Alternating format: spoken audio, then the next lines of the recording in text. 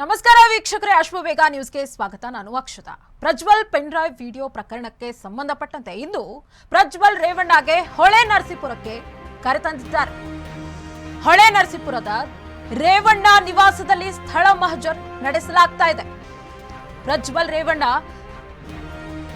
ಜರ್ಮನಿಯಿಂದ 48 ದಿನಗಳಾಗಿದೆ.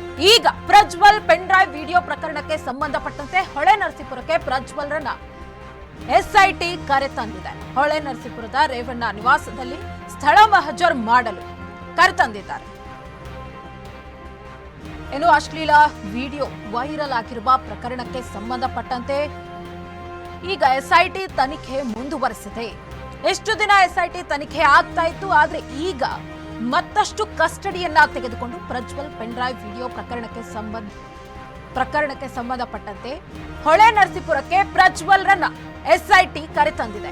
ಹೊಳೆ ನರಸೀಪುರದ ರೇವಣ್ಣ ನಿವಾಸದಲ್ಲಿ ಸ್ಥಳ ಮಹಜರ್ ಮಾಡಲಾಗ್ತಾ ಇದೆ. ಇನ್ನು ಅದಕ್ಕಿಂತ ಮುಂಚಿತವಾಗಿ ಬಸವನಗುಡಿಯ ಅವರ ನಿವಾಸದಲ್ಲಿ ಮಹಜರ್ ಮಾಡಲಾಗಿತ್ತು. ಅಲ್ಲಿ ಕೆಲವೊಂದು ಸಾಕ್ಷ್ಯಗಳು ಸಿಕ್ಕಿತ್ತು, ಅದರ ಪರಿಶೀಲನೆ ಕೂಡ ನಡೀತಾ ಇದೆ. ಹಾಗಾಗಿ ಈಗ ಇನ್ನಷ್ಟು ತನಿಖೆ ಮುಂದುವರೆಸಿ ಹೊಳೆ ನರಸೀಪುರಕ್ಕೆ ಪ್ರಜ್ವಲ್ ರೇವಣ್ಣರನ್ನ ಎಸ್ಐಟಿ ಕರೆತಂದಿದೆ. ಹೊಳೆ ನರಸೀಪುರದ ರೇವಣ್ಣ ನಿವಾಸದಲ್ಲಿ ಸ್ಥಳ ಮಹಜರ್ ನಡೆಸಲಾಗ್ತಾ ಇದೆ. ಹೊಳೆ ನರಸೀಪುರದ ಚನ್ನಾಂಬಿಕಾ ನಿವಾಸದಲ್ಲಿ ಮಹಜರ್ ನಡೆಸಲಾಗ್ತಾ ಇದೆ. ದೃಶ್ಯಾವಳಿಗಳಲ್ಲಿ ನೋಡ್ತಾ ಇದ್ದೀರಿ. ಪ್ರಜ್ವಲ್ ರೇವಣ್ಣ ಹೊಳೆ ನರಸೀಪುರಕ್ಕೆ ಬಂದ ತಕ್ಷಣ ಅಲ್ಲಿ ಎಸ್ಐಟಿ ಮುಖೇನ ಅಲ್ಲಿ ಒಂದಷ್ಟು ಪೊಲೀಸ್ ಬಂದೋಬಸ್ತ್ ಕೂಡ ಮಾಡಿದ್ದಾರೆ. ಪ್ರಜ್ವಲ್ ಹೊಳೆ ನರಸೀಪುರಕ್ಕೆ ಎಸ್ಐಟಿ ಕರೆತಂದಿದೆ.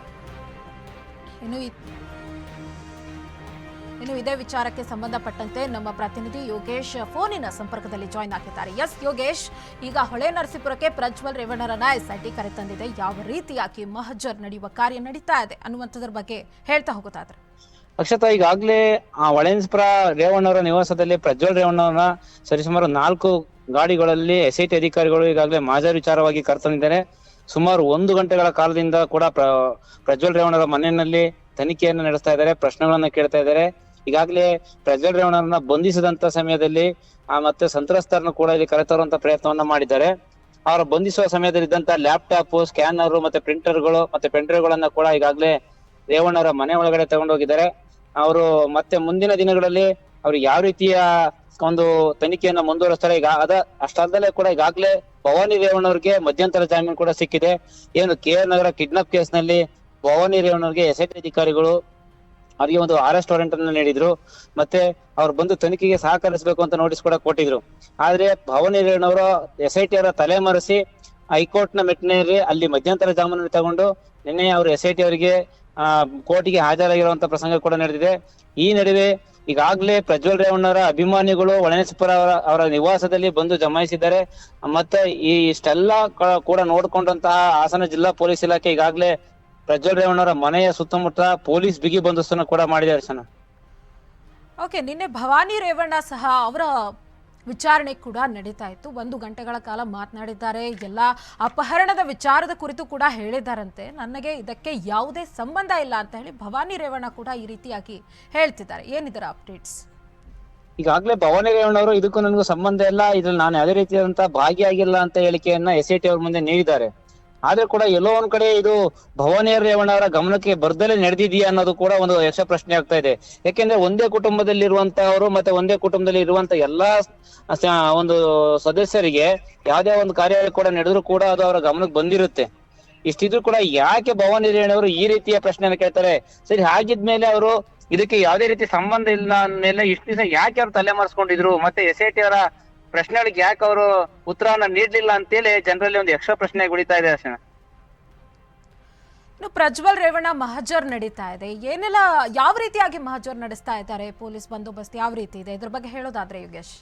ಈಗಾಗಲೇ ಪ್ರಜ್ವಲ್ ರೇವಣ್ಣವರ ಮನೆಯ ಸುತ್ತಮುತ್ತ ಸರಿಸುಮಾರು 50ರಿಂದ 100 ಪೊಲೀಸ್ ಅಧಿಕಾರಿಗಳನ್ನು ನಿಯೋಜನೆ ಮಾಡಿ 2ರಿಂದ 3 ಜನ ಡಿವೈಎಸ್ಪಿಗಳು ಮತ್ತೆ SI ಗಳನ್ನ ನಿಯೋಜನೆ ಮಾಡಿ ಬಿಗಿ ಬಂದೋಬಸ್ತನ್ನ ಮಾಡಿದ್ದಾರೆ. ಕಾರಣ ಇಷ್ಟೇ, ಈಗಾಗಲೇ ಹೊಳೆನರಸೀಪುರ ಕ್ಷೇತ್ರದಲ್ಲಿ JDS ತನ್ನ ಸ್ಥಾನವನ್ನ ಕಳ್ಕೊಂಡಿದೆ MP ಸೀಟ್ ನಲ್ಲಿ. ಯಾವಾಗ ಭದ್ರಕೋಟೆ ಹೊಳೆನರಸೀಪುರ ಯಾವತ್ತೂ ಕೂಡ JDS ನ ಭದ್ರಕೋಟೆಯಾಗಿತ್ತು. ಪ್ರತಿ ವರ್ಷ MP ಸೀಟ್ ನಲ್ಲಿ ಪ್ರಜ್ವಲ್ ರೇವಣ್ಣವ್ರು ಇರ್ಬೋದು ಅಥವಾ JDS ನ ಯಾರು ಅಭ್ಯರ್ಥಿಗಳು ಗೆಲ್ತಾ ಇದ್ರು. ಆದ್ರೆ ಈ ಸಲ ಕಾಂಗ್ರೆಸ್ ಅಭ್ಯರ್ಥಿ ಶ್ರೇಯಸ್ ಪಟೇಲ್ ಅವರು ಇಲ್ಲಿ ಹೊಳೆನರಸೀಪುರದಲ್ಲಿ ಗೆದ್ದಿರೋದ್ರಿಂದ ಎಲ್ಲೋ ಒಂದ್ ಕಡೆ ಗೊಂದಲಕ್ಕೆ ಸ್ಟಾರ್ಟ್ ಆಗಿದೆ. ಮತ್ತೆ ಎಲ್ಲಿ ಯಾವುದೇ ರೀತಿ ಅಹಿತಕರ ಘಟನೆ ನಡೀಬಾರ್ದು ಅನ್ನೋ ಉದ್ದೇಶಕ್ಕೋಸ್ಕರ ಪೊಲೀಸ್ ಇಲಾಖೆ ಕಟ್ಟೆಚ್ಚರ ವಹಿಸಿ ಆ ಪ್ರಜ್ವಲ್ ರೇವಣ್ಣ ಅವರ ಮನೆಯ ಸುತ್ತಮುತ್ತ ಪೊಲೀಸ್ ಬಿಗಿ ಬಂದೋಬಸ್ತುಗಳನ್ನ ಮಾಡಿ, ಮತ್ತೆ ಆ ಮನೆಯ ಸುತ್ತಮುತ್ತ 100 ಮೀಟರ್ ಯಾರು ಕೂಡ ಓಡಾಡಬಾರ್ದು, ಏನ್ SIT ಅಧಿಕಾರಿಗಳಿದ್ದಾರೆ ಅವರ ತನಿಖೆಯನ್ನು ಮುಗಿಸಿ ಹೊರಹೋಗುವವರೆಗೂ ಕೂಡ ಅಲ್ಲಿ ಯಾವುದೇ ರೀತಿ ಬೇರೆಯ ಯಾವ ಜನರ ಅವಕಾಶವನ್ನ ಓಡಾಡೋದಕ್ಕೆ ಕೂಡ ಅವಕಾಶವನ್ನ ಮಾಡ್ತಾ ಇಲ್ಲ ಹರ್ಷಿತಾ. ಓಕೆ, ಇಲ್ಲಿ ಸಾಕ್ಷಿಗಳು ಏನಾದ್ರೂ ದೊರಕಿದ್ಯಾ? ಅಂದ್ರೆ ಈ ರೀತಿಯಾಗಿ ಮಹಜರನ್ನ ಮಾಡ್ತಿದ್ದಾರೆ, ಪ್ರಜ್ವಲ್ ರೇವಣ್ಣ ಏನಾದ್ರೂ ಬಾಯಿ ಬಿಡ್ತಿದ್ದಾರ? ಈಗಾಗಲೇ ಕಳೆದ 1 ಗಂಟೆಗಳಿಂದ ಒಳಗಡೆ ತನಿಖೆಯನ್ನ ಮುಂದುವರಿಸಿದ್ದಾರೆ.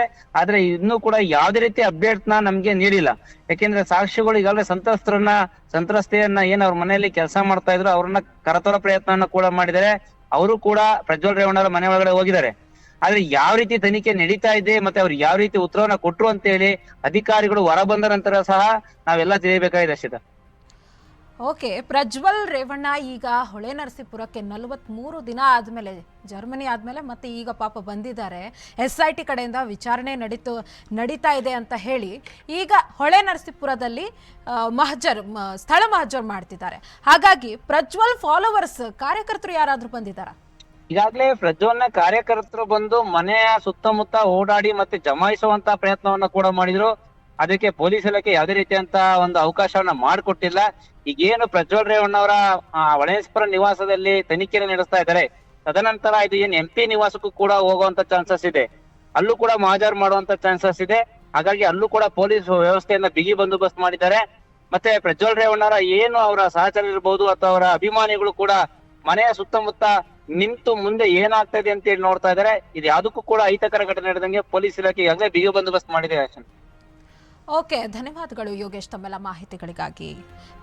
ಪ್ರಜ್ವಲ್ ಪೆಂಡ್ರೈವ್ ವಿಡಿಯೋ ಪ್ರಕರಣಕ್ಕೆ ಸಂಬಂಧಪಟ್ಟಂತೆ ಇವತ್ತು ಹೊಳೆನರಸೀಪುರಕ್ಕೆ ಪ್ರಜ್ವಲ್ರನ್ನ SIT ಕರೆತಂದಿದೆ. ಹೊಳೆನರಸೀಪುರದ ರೇವಣ್ಣ ನಿವಾಸದಲ್ಲಿ, ಚನ್ನಾಂಬಿಕಾ ನಿವಾಸದಲ್ಲಿ ಮಹಜರ್ ಮಾಡಲಾಗ್ತಾ ಇದೆ.